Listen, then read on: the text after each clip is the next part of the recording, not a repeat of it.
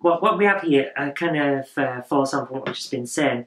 Has free content on the internet stopped people wanting to pay for anything? Now, I have many views on this. Yes, you have many views. So if you'd like to zip it for a while, then maybe other people could get a word in edgeways. Go on then. I think the short answer is yes. The long answer is yes. No, seriously. I think there's been an element of the internet culture that's come up over the last nearly 20 years now. I mean, I remember going back to the frontier days of the internet back in the late 90s was when I got online. Shut up, I know you got online earlier. 1992. Yeah. But there was this very much a frontier kind of feel to it, where it was people out on this sort of fringe of this part of society. It was about sharing stuff for free. People, there was things where people were streaming, well, not so much streaming, but downloading music, MP3s, things like that. And there became this culture of everything on the internet is free.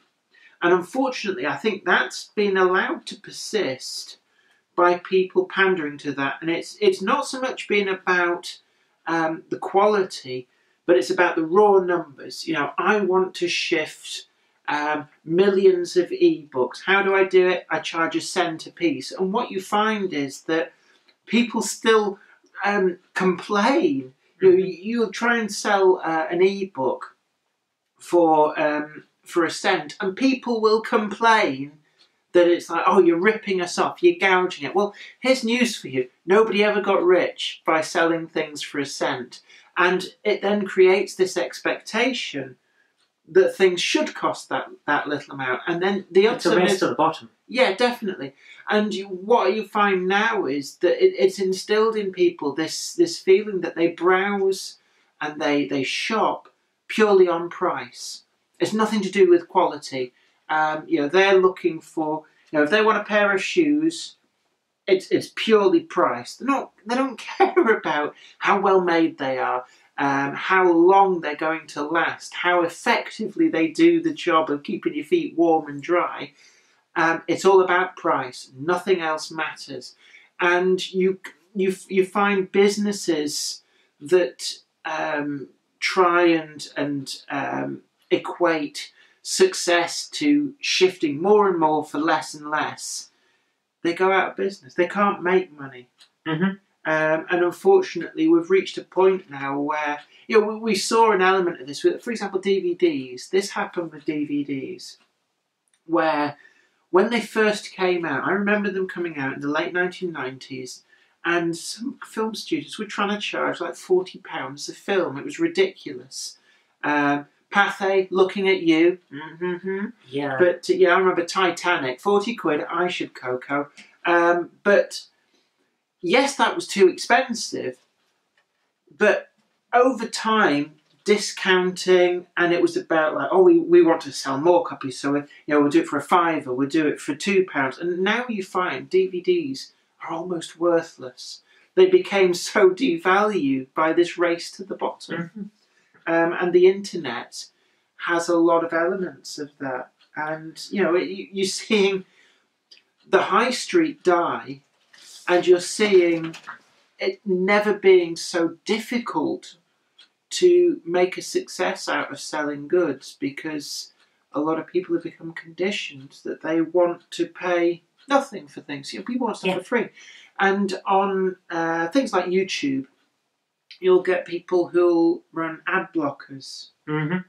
And it's almost like this resentment. How dare you try and make a living out of this? They'll take everything for free. Things like the comics. They'll come and view the comics, and they'll have an ad blocker, so they don't even get to see the adverts, which, so you don't get any money off that. Yeah. And that's become the norm rather than this sort of like fringe. There was always people who pirated stuff. Going back into the dawn of cassette tape and open reel tape, people would just tape stuff. And home piracy is killing music and it's illegal used to be the thing that was on the back of a lot of records. But the internet made that so much easier.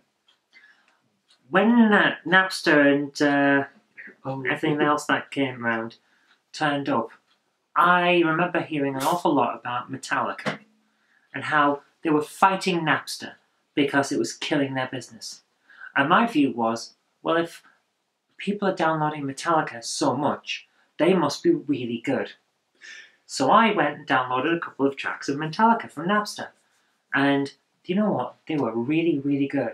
Oh yeah, it's Metallica. So I got a couple more. I thought, actually, these guys are really, really good. So you know what I did the next day? I know what you did. I went out to the music shop. I think it was MVC, was it? Music and Video Club. Yeah, I went down to MVC and I bought every single Metallica album that I could find. But the problem is you're the exception, not the norm. That's the problem. I am the exception to the rule. Most people would have gone, well, I've got them for free and I like them, so I'll keep them. And you're seeing this now with it. They're saying we're past peak stuff. People don't. Most people no longer value having a physical artifact. You know, they'll buy downloads. They'll stream films. They are buying downloads. Well, sometimes they're not though. Spotify, Netflix, Napster, when it went legitimate, people don't buy their music anymore, they rent it. Yeah, but the thing about it is that they ultimately pay far less than... Let's take a streaming service like Netflix, for example. Back in the old days, you'd have gone out and you'll buy a film for, let's say £15, $14.99 used to be the standard price bracket for a little while for DVDs. A lot of the Warner Brothers ones, $14.99, and it set this price bracket. So you would have probably gone out and spent in a month, you'd have probably bought 3 or 4 films, maybe 5. If you were a real film buff, you'd have probably bought quite a few. I used to buy 1 a week. Well, there you are. So there you are. You bought between 4 and 5 a month. Yeah. But what do you spend on Netflix every month? $7.99. Exactly. So you're consuming more because that $7.99 is spread out over. You'll rock the juice box and you'll watch all of, say, West Wing. So that's like maybe you'll go through 30 or so episodes of that, and then you'll find Friends is on there, a bit of a retro thing, and you cannonball a couple of box sets of Friends, and you'll watch a couple of movies a week, so that's like 8-10 movies over that period. Yeah. All of that you've watched has to divvy up from the $7.99, which means that it is so again a race to the bottom. A race to the bottom. It's just like having your ebook, and instead of selling it for what an actual physical book sold for let's say $5.99, you're selling it for 10 cents. Yeah, and you could the economics of it just don't. There is something I want to talk about with the ebook thing. I've noticed. I'm a book publisher. Almost Media is the company I run. I publish books. I publish comics. I publish graphic novels, and we publish standard novels. And every single one of those, when I talk to fellow book publishers, everyone says the same thing: do not price anything at all, less than $1, because there's a certain kind of person who won't pay more than $1, and they are so critical of everything. They think if they're spending any money whatsoever, this thing should be perfect. There should be no problems with it whatsoever. And they will attack everything you put out if you put it under $1. Because that's their market. That's where they pick up things. If you price them out by putting it at $1.50, then you will not have the same problem. Because the people who are actually willing to spend a bit of money and know that these things aren't going to be free, because you have to pay the author, you have to pay the person who's running the service that they got it from, because they all take their cut too. Then those people, they realise you've got to make a bit of money, so they'll spend a bit more. So that's why we don't charge under $1 for all of our things. Well, it's finished that. I remember years and years ago, I wanted to get feedback on I'd written a book, and I'd gone through some editing, and I put it up on Lulu as an ebook. and the least you could charge was something like 4 cents. So I put it up at 4 cents and just invited people, grab a copy, have a read, let me know what you think. And what amazed me at the time was the number of people who whined to high heaven, like, why do we have to pay 4 cents? Why aren't you giving it us for free? And it's like, for God's sake, 4 cents for a 100,000 word book. Yeah. And they ended up, they'd be like, well, you could host it on this and then we can download it for free. And it's like, for God's sake. And I ended up having argument after argument with people who didn't want to pay 4 cents for a full book. Told you. And I thought, what the hell is wrong with these people? Told you. Anything under $1 and you get that kind of person. Why isn't it free? If you charge us a little, why is it not free? Yeah, and the reason it was 4 cents was because that was what Lulu charged for every time somebody downloaded it. I didn't get a penny of that. Yeah. That 4 cents went to Lulu to effectively pay for the privilege of it being hosted there. And I ended up, I took it down. I thought it's more trouble than it's worth. Yeah. So, and then ultimately Bringing Home the Stars got published, nice and successful, out in Waterstone's book signing tour.